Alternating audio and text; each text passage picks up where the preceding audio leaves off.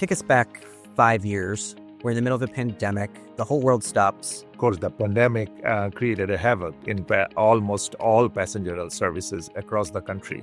So what we have been observing over the last 2-3 years is actually, in most cases, the ridership recovery is very encouraging.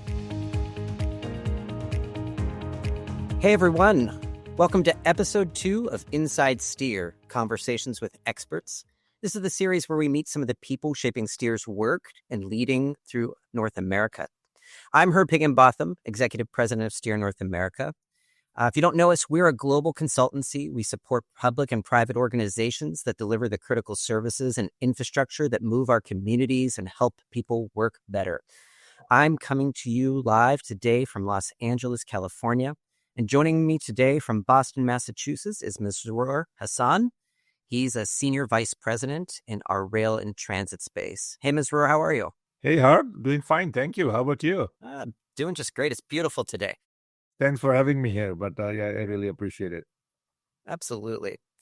So everyone, together with Masroor today, we're going to explore what he's doing in the rail and transit space today. We'll probably talk a little bit about how he got involved and what he sees as his outlook for the market right now, in light of a lot of factors that are changing in our communities every day across North America. Welcome to the program, and let's get started. So, Masroor, I just want to start, tell us a little bit about, when we say rail and transit, when you sort of, get up and put your socks on every day and go to work, what is it that you're trying to do? I mean, again, the first thing I'm trying to do is to, of course, win more work for the company in the rail and transit space. I think that is my first and foremost responsibility and my target. But in addition to that, of course, the other thing I really enjoy is doing the work itself. So whatever project we have, we work on that. I work on that. So it's not only the selling part, the doing part is also that attracts me a lot in the rail and transit space. And in that doing, what's happening right now in the rail space? And I sort of, I say it is, having worked in the space myself now for quite a long time, we've seen other countries really advance high-speed rail. We've seen, those attempts and forays here in North America, both in Canada and the U.S.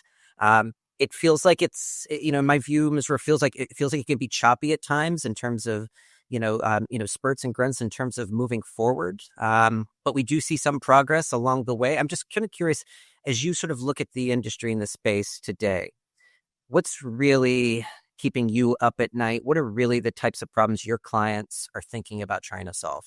So, of course, I mean, as you said, we are seeing, some ups and downs in the rail industry, especially in the intercity regional rail arena or the space. There have been some, one of the big thing is the funding issue. There are some funding issues that are currently happening, especially coming from federal government. Some of the funds are definitely delayed.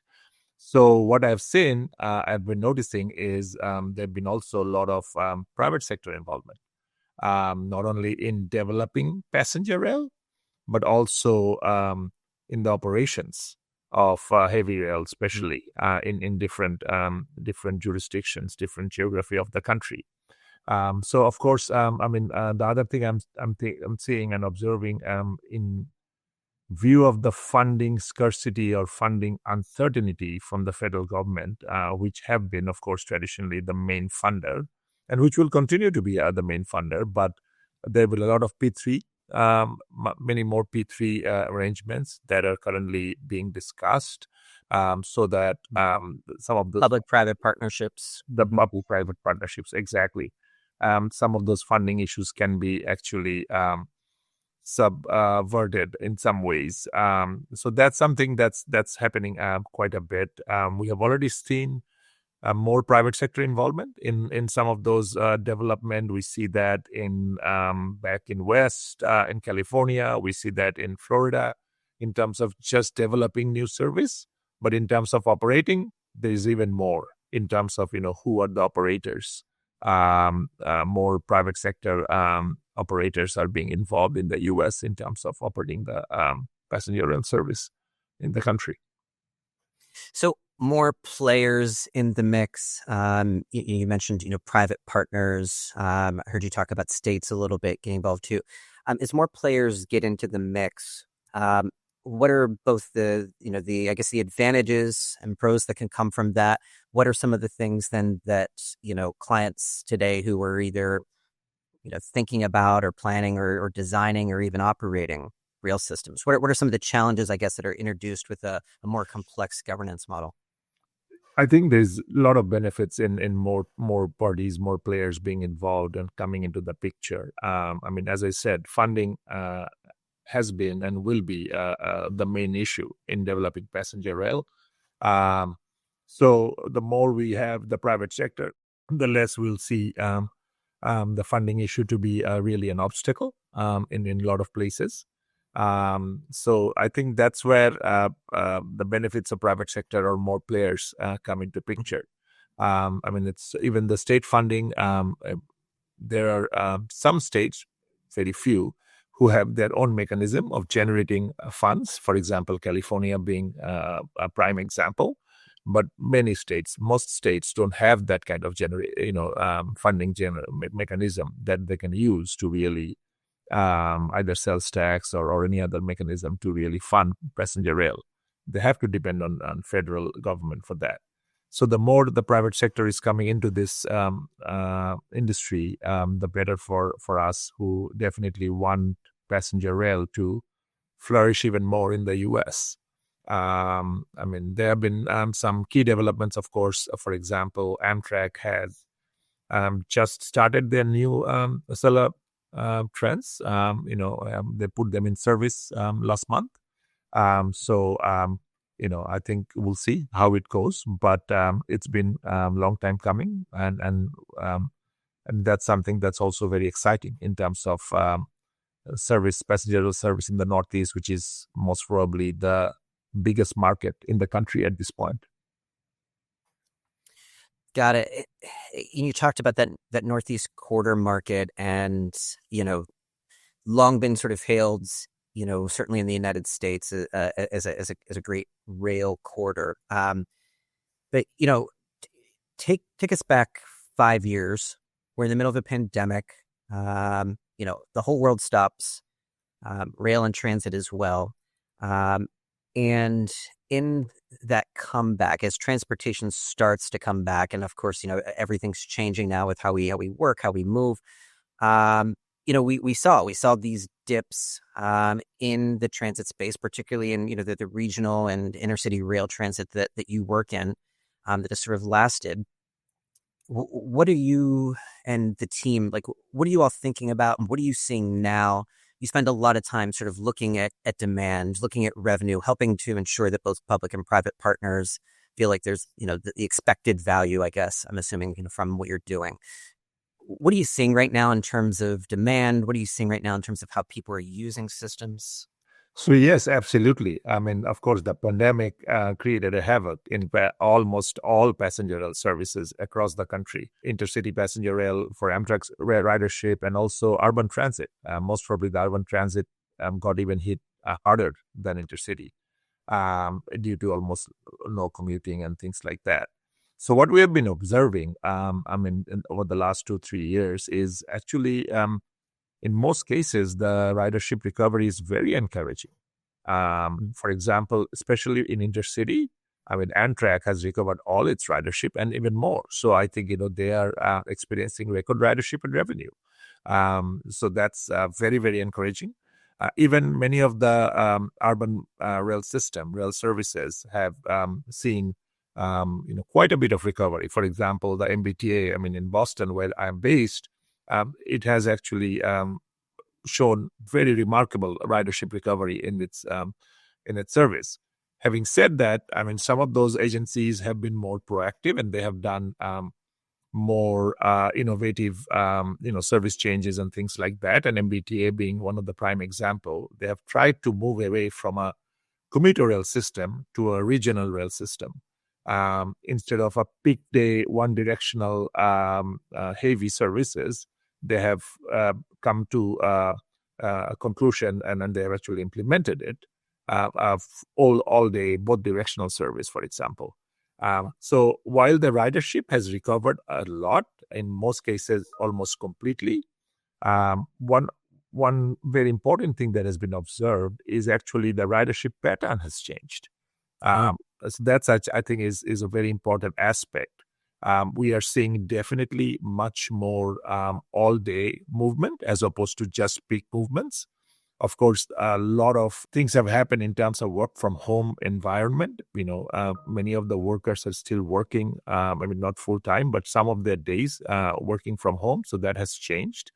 And we have also seen quite a bit of increase in recreational leisure travel as opposed to really work travel, because many of our clients don't, even need to have us travel for meetings and things like that. So that kind of movement in the travel pattern has been quite dominant since the COVID recovery has taken place. So the ridership numbers have gone up in most cases. However, the composition of the riders have changed considerably. It's not the same riders who are traveling before pre-COVID as opposed, now in the post-COVID environment. That's really interesting. So, I heard in there, Masroor, nearly every component of the ridership market in passenger rail changing at some degree. Who's riding, where they're riding, when they're riding, why they're riding. That's fascinating. What's the advice when you're talking to clients? And feel free, tell me about one or two that maybe have a great story to tell. What's sort of the advice and the partnership that we're able to bring, that your team's bringing, in order to sort of cut through that, right? How do you sort of plan for life when it starts over from scratch almost? Yeah, absolutely. I mean, that's things have changed quite a bit, as we just discussed. So I think one of the main aspect of our advice right now is we have to go to a more and more to a data-driven solution. Again, we were using data all the time before pandemic as well, but the need is even more to really look at the current data post-pandemic situation. Because if you look at, in the past, we're looking at, data from 3, 4, 5, 6 years ago, even in the past. But that doesn't work anymore, right? Because the post-pandemic situation has changed considerably. So from that perspective, we are definitely advising client, to the extent possible, to the extent budget is available, to go into collecting more and more data in the post-pandemic situation.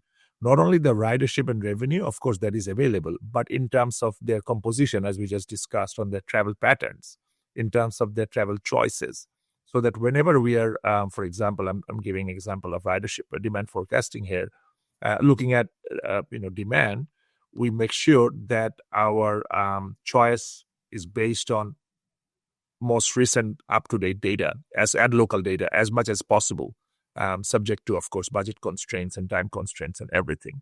So that is most probably the biggest suggestion that we are giving our client, that we have to move away from the data, the tried and trusted old data. We have to collect data, new data. And the other thing is also in terms of with the advent of more and more computing power and stuff, we are also trying to do more open source kind of work in terms of Python based code programming and things like that, so the client can actually have it easy for them in terms of how to put it in their own organization, how to use it in the future. So those kind of modifications are also something that's going on. But I think the main focus is the post-COVID travel environment, as much as we can replicate that in our day-to-day work. Thank you. So if I can, we talked a lot about, you were talking about, the turbulence in the market now, even sort of rapidly evolving methods, new data, et cetera. That you've been at this game for a while, over the last, 20 years or so. As you sort of reflect back, are we in a more turbulent time now than we were 10, 20 years ago? Is it just different? Take us back maybe to, when you started your career. What was the world like then? And what were the types of problems that you were trying to solve then different or the same as they are now? Yeah, it's 26 plus years now, but yes, I would love to. All Uh, right, you got me beat just by a tad then. so it's been a long time. I mean, in general, I mean, the kind of work we do, I mean, the problems are similar. I mean, it's not that the problems has changed considerably.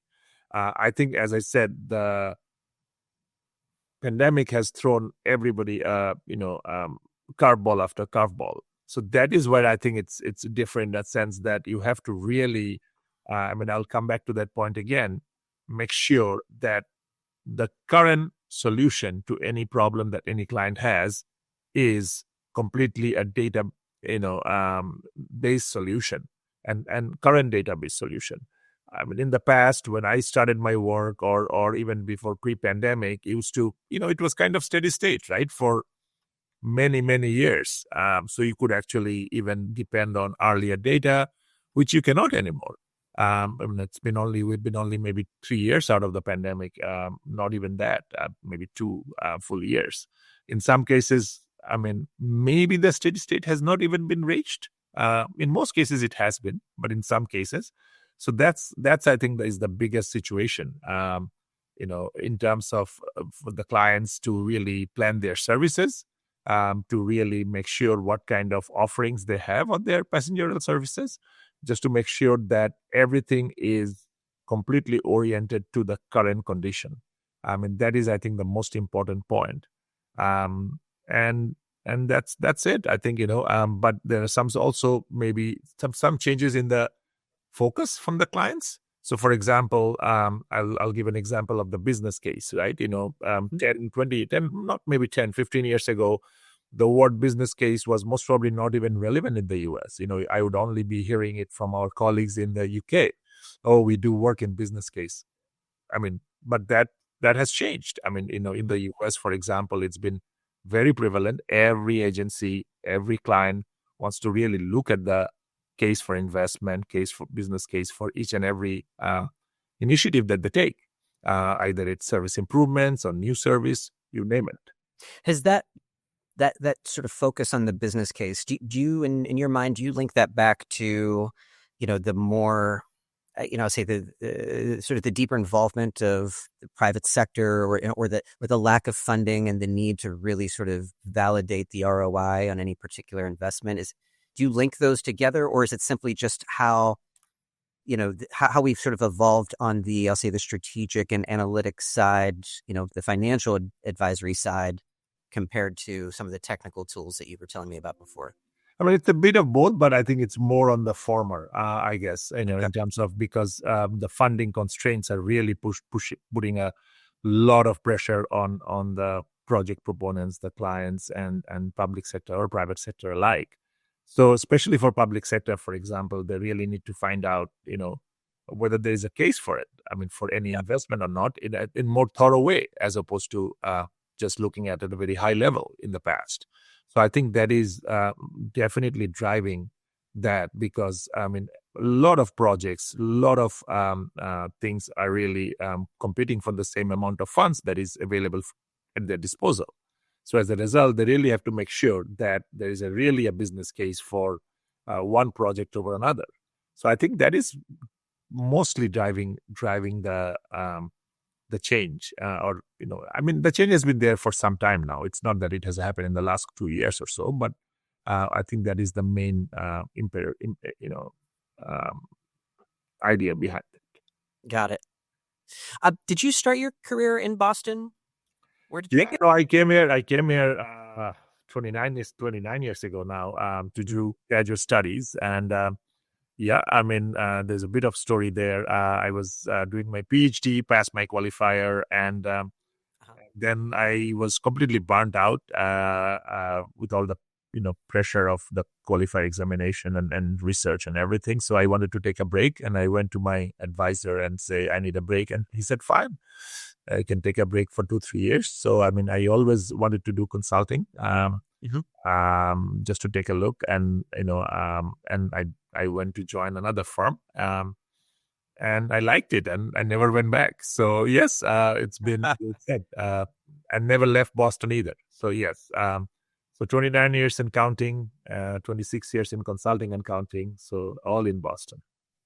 As you sort of reflect on those 26 and a half years, is there any particular project that comes to mind, or even a couple that come to mind as just really sort of advancing, where we are today? Anything that you're really proud of?